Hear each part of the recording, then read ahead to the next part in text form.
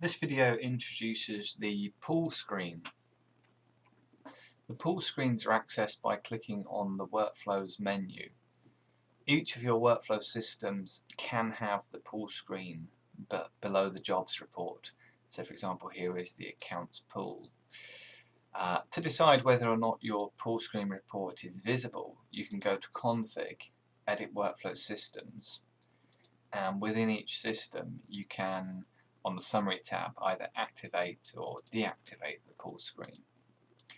The pull screen is designed to list jobs that are at a certain point of the workflow and have not been allocated to an actual human user within the system. Typically this would be where, for example, information has been received but the preparer has not yet been set. This would mean that you have a report, such as the one here, which contains all jobs that can be allocated. The reason you might do this is that you can then allow staff members to come into the pool and click the Take button, which would allocate the job to that member of staff. Jobs that are in the pool are listed in the order in which they arrived into the pool. It's a way to create a kind of a first come first serve basis such that staff take the correct job first. The jobs in the pool have any comments listed here, so if I go to this job card we'll see that the comments are taken from the discussion board at the side of the job card.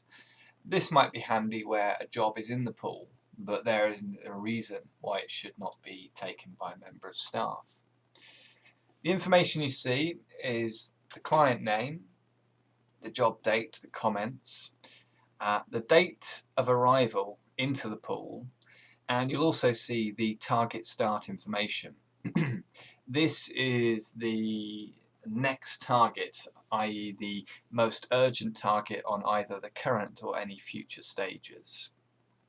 To configure when jobs go into the pool, you need to create a workflow action. Click on the Config menu, you need to be a super user, and Edit Workflow Systems. For each of your workflow routes, at the moment that you want the job to enter the pool, which could be when the job is created, or alternatively it could be when you click one of your blue progress buttons, you need to have a workflow action allocating the job to the pool. I currently have my jobs going into the pool when anyone clicks Books and Records Received. You'll see that I have the workflow action set job holder to pool. So just to drill into that, you'll see it's the top option there and the selection is pool. To show you that in action, if we look at our pool right now, we've got 4 jobs in there. If we were to then find another job where the information is not yet in, such as Ice Sealer Limited March 16, if we say Books and Records Requested and then Books and Records Received, what we'll find is that when we go back to the pool, that job has now entered the pool. If, as a user, I click to take the job, then that will be allocated to myself and the job will no longer be in the pool. We're going to do a separate video to show you how you can configure what happens when a user clicks the Take button.